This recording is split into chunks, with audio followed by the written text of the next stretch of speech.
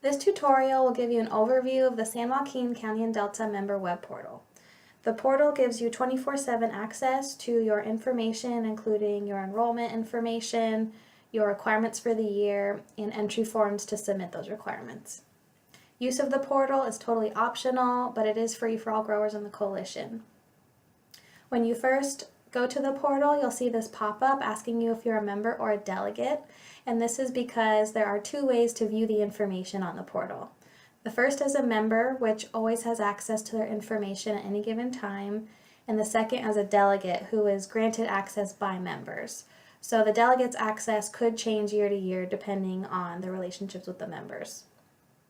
To sign up as a member, you will need a verification code that we provided to you previously in a letter. If you don't have that in your files, just give us a call or shoot us an email and we can look that up for you. Delegates do not need a verification code to sign up, so go ahead and do that and request access to your members right away. I'll go a little bit more into that towards the end. Since the information is available through both logins, I'm going to show you all of the portal pages through the member login, and then at the end I'll show you the layout for the delegate. So when you click member, it'll just highlight the right section for you to use. If you need to sign up still, you'll use the sign up form with that verification code to create your login. Once you have that, you can log in using this form with your member ID number, your chosen email address as your username, and then your chosen password.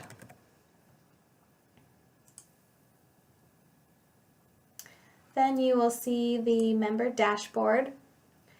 This is where you'll see all the 7 sections of the site, and then there are a couple other things in the toolbar.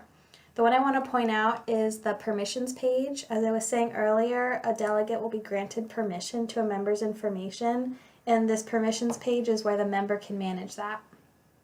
So on this summary page, you'll see a table that will list all growers that have requested access to your information. If they have access to a given portion of the portal, they'll have a green check mark, and if they don't have access, then they'll have a red X. You can change this at any time by clicking edit and then just saying yes or no for access to any section.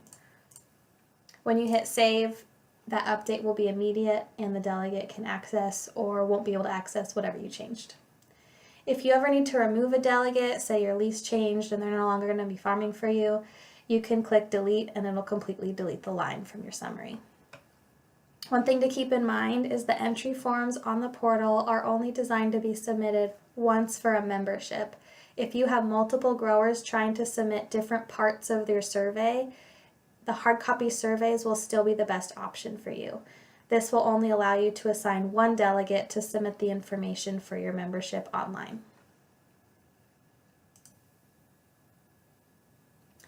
Going back out to the dashboard, I'll go through each of the 7 tiles. The first one is the member information page. This summarizes all of your enrollment information, including your list of parcels, including a form to allow you to add more parcels, as well as the contact information we have on file and your current billing information. This link is to the San Joaquin payment page on their normal homepage. Going back out to the dashboard, the next item is the member requirements checklist. This is your printable snapshot for 2019 requirements. The member information just generally is at the top, followed by a specific section for each survey type, and then a parcel summary at the bottom listing all the enrolled agriculture parcels and whether or not those parcels are high or low vulnerability for groundwater, surface water, and sediment erosion. As surveys are received either in our office or through the portal, they will be marked off as received on this checklist. So it'll say true instead of false, and then it'll say received with the date that we received it. 2 new things we added to the checklist are, one, there are links to blank forms now for each section, just to try to make it a little easier for you to find those. And then second is a reminder if we're missing any surveys for the prior year. If that's noted on here and that's incorrect, just contact us. Otherwise, you can print the blank forms, write the year at the top, and then send that to us. or you can use the online entry forms through the portal to submit that information. I'll go through that in a couple minutes. Back out to the dashboard, the next one is the Coalition Mapping Tool. This will open a GIS app tool in a new tab of your browser.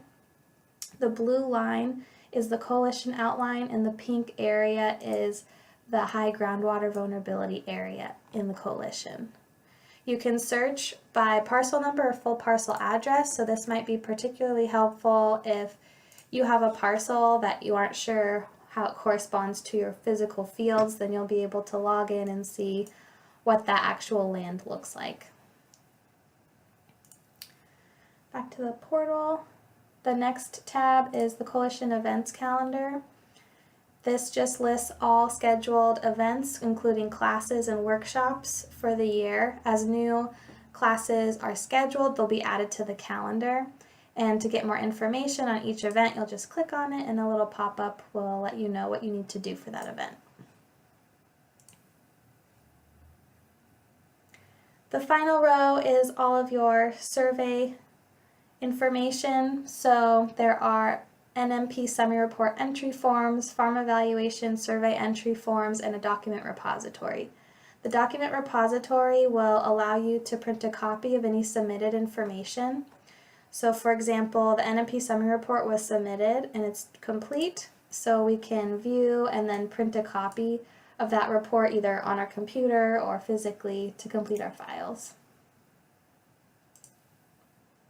You can also print a copy of your invoice from here or from the member information page.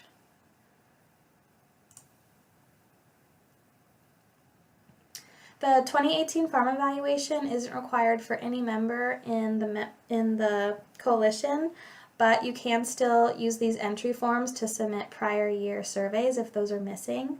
So if something's missing and you click on either entry form, you'll get a pop-up letting you know which years are missing for that type of survey. And then when you click complete survey, it will guide you through entry for all of the missing years. When you've submitted all of those missing surveys, when you go to the checklist, you'll notice that they're marked received for the current year or that the reminder for the prior year is no longer there. So let's log out and then see what the delegate view is like. When you sign up as a delegate, same as the member, there's a sign up as a delegate button. Once you've created your login, you just log in to see all of your members that you're linked to in one place. Because of that, there are some general links at the top, including the coalition map and the calendar and an FAQ document. There's also this blue button that will allow you to add more members using member ID. And then this orange button will give you instructions for exactly how that works. In a nutshell, when you use this form to add more members, if that member has their own member portal account, they'll receive an email asking them to log in and use the permissions page to grant you access. If they don't have a portal account, that email will go to the coalition and we can help facilitate getting you access. Any member that you've requested access to will be listed in your table down here. If you have access to a given section of the portal for that member, you'll see a green button. So this delegate account has access to all the sections for this member. Then you can click on that button to take you to a page that looks exactly as the member would see it. Some of the pages allow you to hop between members, so if you had multiple members, you could see all their checklists here if you have access to those. So please contact us if you have any questions or trouble signing up. I do encourage you to sign up, as we do use the portal email list to alert members of new functionalities that come to the portal or when the new information is updated on there. Thank you.